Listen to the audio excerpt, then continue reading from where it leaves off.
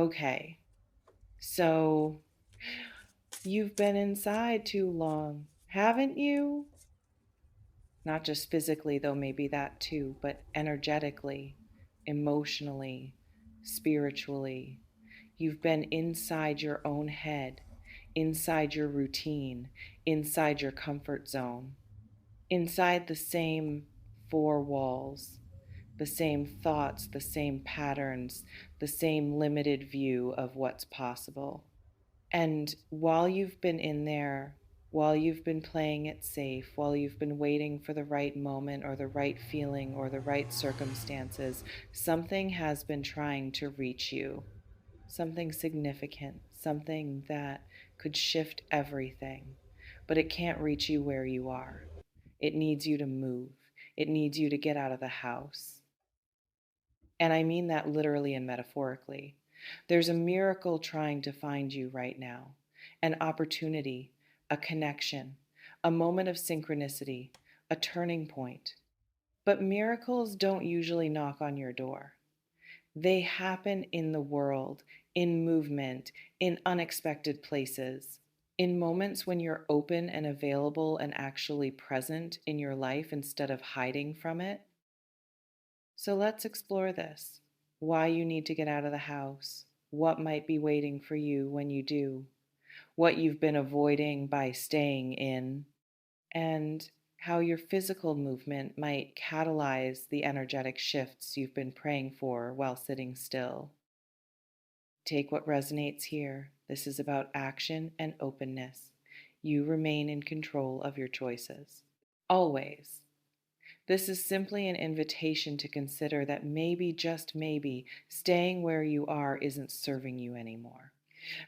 Let me start by asking you something. When was the last time you broke your routine? When was the last time you went somewhere you don't usually go, did something you don't usually do, talked to someone you don't usually talk to, put yourself in a position where something unexpected could actually happen? Because I feel like many of you have been living on autopilot, home to work to home, same routes, same places, same people, same conversations, same energy. And there's comfort in that. There's safety in predictability, but there's also stagnation. There's also the slow death of possibility that happens when life becomes too small, too controlled, too known. And miracles, real miracles, they don't happen in stagnation, they happen in flow, in movement, in moments when we're engaged with life instead of just managing it. When we're present to what's actually happening around us, instead of lost in our thoughts about what happened before or what might happen next. So, if you've been waiting for something to change, if you've been praying for a breakthrough, if you've been hoping for a sign, maybe the first step is simply getting out of the house, getting into the world, making yourself available for the unexpected. Let me paint you a picture. You've been sitting at home, maybe scrolling on your phone, maybe watching something, maybe working, maybe just existing in that low level anxiety that comes from being stuck in your own head too long. And you feel this pull, this sense that you should do something, go somewhere, but you talk yourself out of it. You're tired, it's cold outside, you don't have a specific destination. You'll go tomorrow. You'll go when you feel more like it. But that pull, that restlessness, that's not random. That's your intuition trying to get your attention. That's life trying to move you. That's the miracle, saying I'm out here, but you have to come meet me. And every time you ignore it, every time you choose comfort over curiosity, you're potentially missing the very thing you've been asking for. You know what I'm picking up on most strongly? There may be a person you're meant to meet, not in a soulmate, love at first sight way necessarily, though it could be, but someone significant, someone who has information you need, someone who can open a door, someone who sees something in you that you don't see in yourself, someone who's meant to be part of your next chapter. And this person, they're not going to show up at your house. They're not going to find you on your couch. They're out there living their life, going to places, doing things, and your paths are meant to cross, but only if you're both actually out in the world where paths can cross. So when you stay home, when you stay small, when you stay in your routine, you're not just missing opportunities, you're missing connections. You're missing the people who are supposed to be part of your story. Let me ask you another question. What are you afraid of? What's keeping you inside beyond just comfort or tiredness? Is it social anxiety? Is it fear of disappointment? Is it not wanting to be seen? Is it protecting yourself from potential rejection? Is it the overwhelming nature of options when you don't have a clear plan? Because I feel like for many of you, staying in isn't really about preference. It's about protection. It's about controlling your environment so you don't have to face the uncertainty of the world. So you don't have to risk awkward interactions or uncomfortable moments or the vulnerability of being in spaces where you're not completely in control. And I get that. The world can be overwhelming, people can be difficult. Leaving your safe space requires energy, but the cost of that protection is high. It's isolation, it's missed opportunities, it's the slow shrinking of your world until you wake up one day and realize you've made yourself so small that even your own life feels foreign to you. Now let's talk about what getting out of the house actually means. Because I'm not just talking about going to the grocery store and coming back. I'm not talking about running errands on autopilot. I'm talking about being present in the world, about going places with openness, about creating space for the unexpected to find you. Here's what that might look like practically. Go for a walk somewhere you've never walked before, not with headphones on, lost in a podcast, but present, noticing, observing, available. Go sit in a coffee shop or park or library, somewhere with people, somewhere with energy. Just sit, read, work, but be there. Let yourself be part of the world instead of separate from it. Go to an event, a class, a workshop, a meetup, something that interests you, or something completely random. Just go. Put yourself in spaces where you don't know everyone, where you might have to introduce yourself, where you might have conversations you wouldn't have otherwise. Say yes to invitations you'd usually decline. When someone asks if you want to grab coffee or go to a thing, say yes, even when you don't feel like it, especially when you don't feel like it, because the things we don't feel like doing are often the things that lead somewhere unexpected. Visit places that feed your soul, museums, nature, bookstores, galleries, wherever makes you feel alive or curious or connected to something larger than yourself. Because when you're in those spaces, your energy shifts, you open up, and when you open up, you become magnetic in different ways. Let me slow down here because I want to address something. Some of you might be thinking, but I'm an introvert, or I need my alone time, or going out exhausts me. And those things can all be true. This isn't about forcing yourself to be someone you're not. This isn't about becoming extroverted if that's not your nature. This is about recognizing when your need for alone time has become avoidance, when recharging has become hiding, when protecting your energy has become cutting yourself off from life. There's a difference between honoring your needs and using your needs as an excuse to stay stuck. And only you know which one you're doing. Only you know if staying in is genuinely serving you or if it's keeping you safe but small. Only you can answer honestly whether you're recharging or avoiding. Let me share something with you. Miracles are often disguised as ordinary moments, as random conversations, as being in the right place at the right time, as overhearing something that gives you the exact information you needed, as meeting someone who can help you, as stumbling upon an opportunity you weren't looking for, but that's perfect for where you are.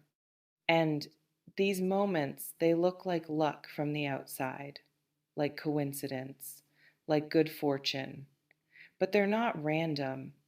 They're what happens when you make yourself available, when you're present, when you're moving through the world with openness rather than closing yourself off.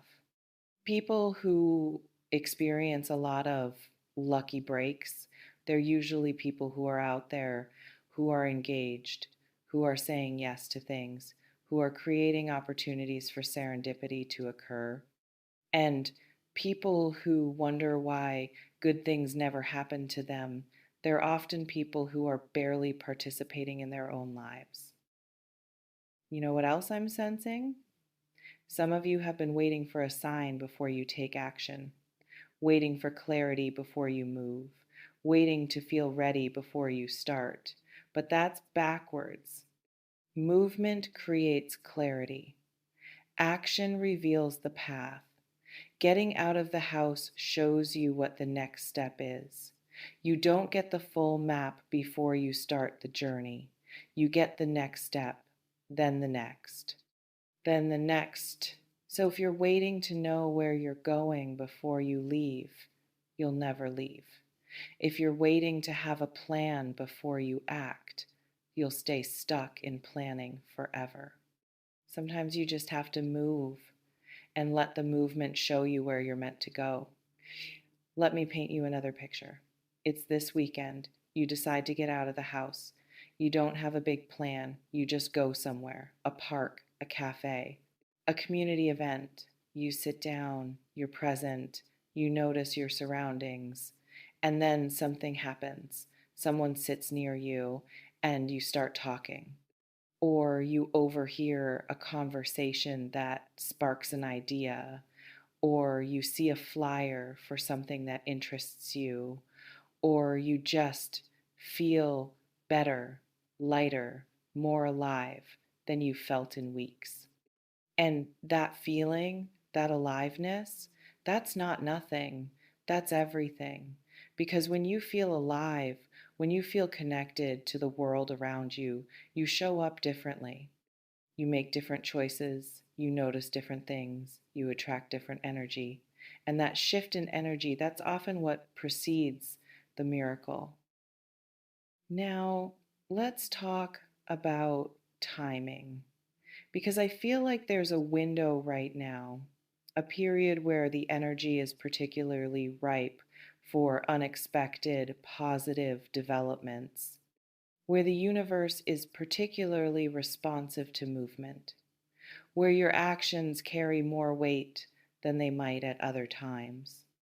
And if you stay inside during this window, if you stay small during this opening, you might miss it. The window won't stay open forever.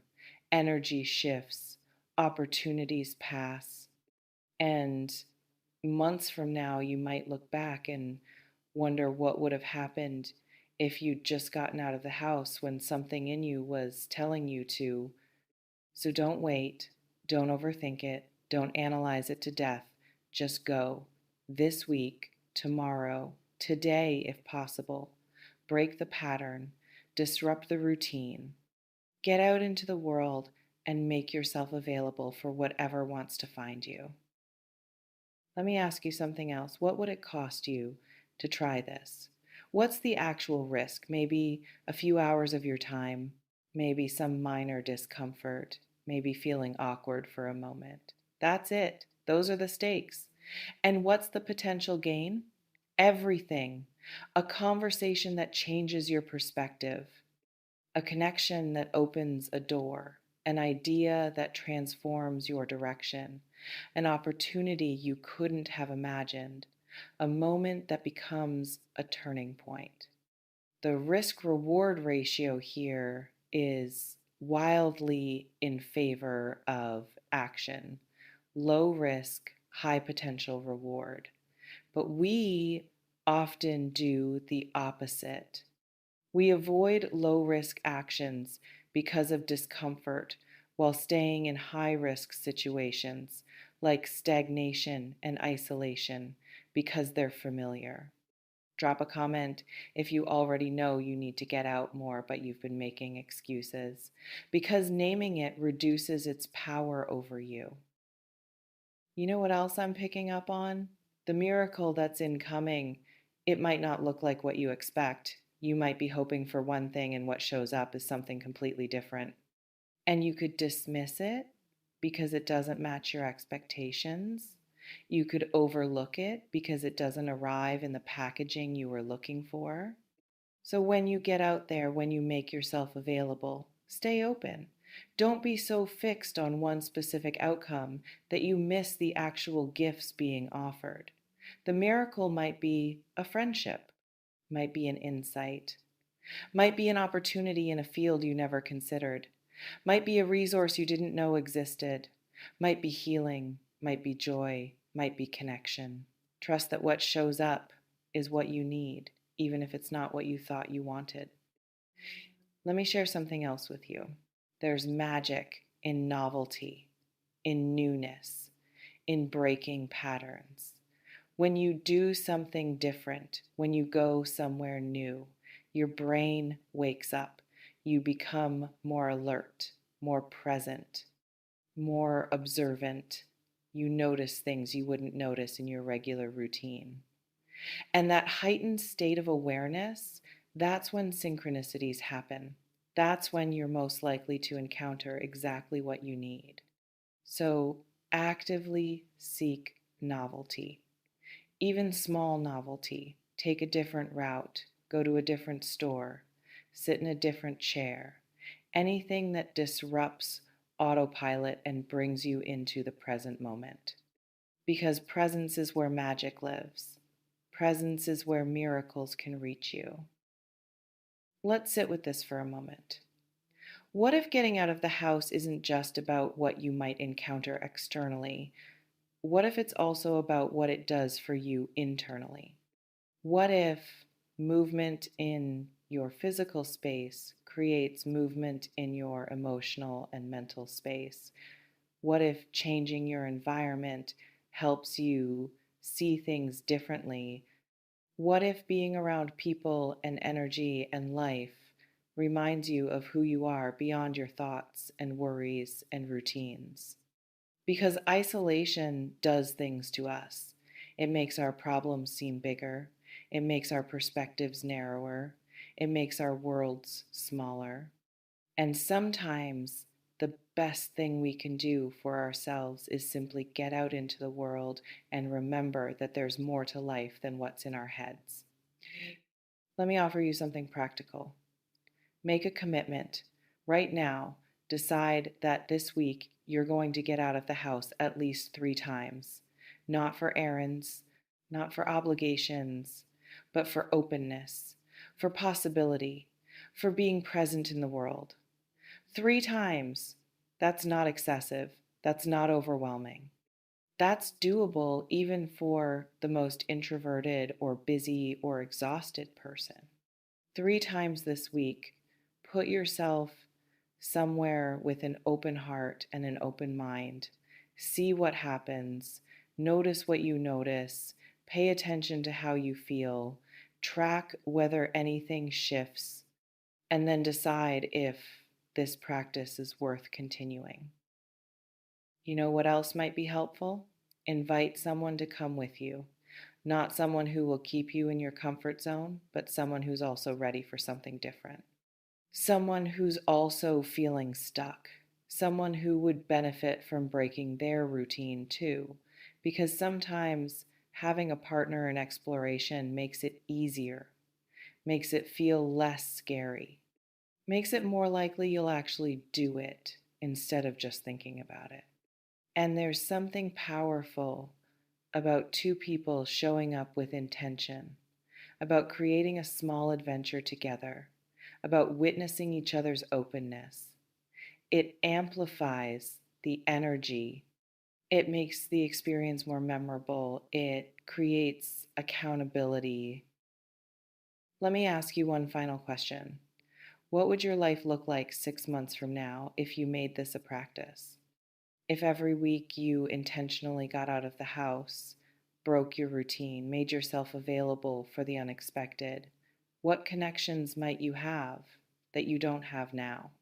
What opportunities might have appeared? What version of yourself might you have become?